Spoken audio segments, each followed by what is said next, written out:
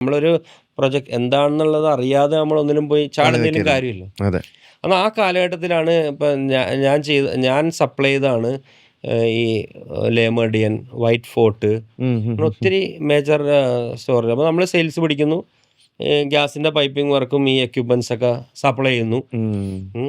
അന്ന് ഏറ്റവും ഏറ്റവും എന്താണ് അഭിമാനപൂർവ്വം പറയാൻ പറ്റിയൊരു കാര്യം എന്ന് വെച്ചാൽ, ആ കാലഘട്ടം 98 കാലഘട്ടത്തിലാണ് ശബരിമലയിൽ എന്താണ് അന്ന് മുഴുവൻ ശബരിമലയിൽ ദോശക്കല്ല് പോയിട്ടുണ്ടല്ലോ. ഉം. ശബരിമല പോയിട്ടില്ല? ഇല്ല, അയ്യോ ഞാൻ മലയ്ക്ക് പോയിട്ടില്ല ഇതുവരെ. മലയിൽ പോയിട്ടില്ല? മലയ്ക്ക് പോകാൻ പറ്റിയിട്ടില്ല ഇതുവരെ. പോണം. പോവും. ഓക്കെ, ഞാൻ 4 പ്രാവശ്യം 100%. പോയി. ആണോ? അതെ, അതിൻ്റെ കഥയാണ് പറയുന്നത്. അപ്പം അവിടെ എന്താ പറയുക, ഈ ബർണേഴ്സ് അന്ന് വിറകാണ് ഉപയോഗിച്ചുകൊണ്ടിരുന്നത്. ഉം. അത് മാറ്റിയിട്ട് ഈ ഗ്യാസിൻ്റെ ബർണർ വെച്ച് കൊടുക്കുന്നുണ്ട്. ആ വർക്ക് കംപ്ലീറ്റ് എനിക്കാണ് കിട്ടിയത്. ഓ. അങ്ങനെ നമ്മുടെ സ്റ്റാഫിനെ കൊണ്ട് ഞാൻ തന്നെ 4 പ്രാവശ്യം കയറി.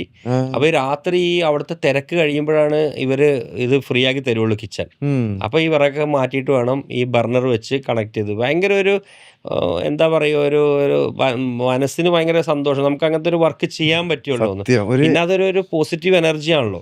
ഏത് വർഷിപ്പ് ആരാധനയിൽ പോയാലും അതിൻ്റെ ഒരു അതെ.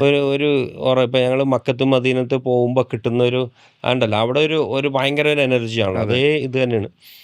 അപ്പം അതാണെങ്കിൽ അവിടെയൊക്കെ കാട്ടുപന്നിയൊക്കെ ഉണ്ട്. നമ്മൾ വെച്ചിട്ട് ഒരു ദിവസം രാത്രി വെച്ചു, അടുത്ത ദിവസം ആകുമ്പോൾ കുത്തിപ്പറിച്ചുകൊണ്ട് അയ്യോ, അതൊക്കെ ഉണ്ട്. വളരെ ചലഞ്ചസ് ഒരുപാടുണ്ടായിരുന്നു അതെ. അല്ലേ?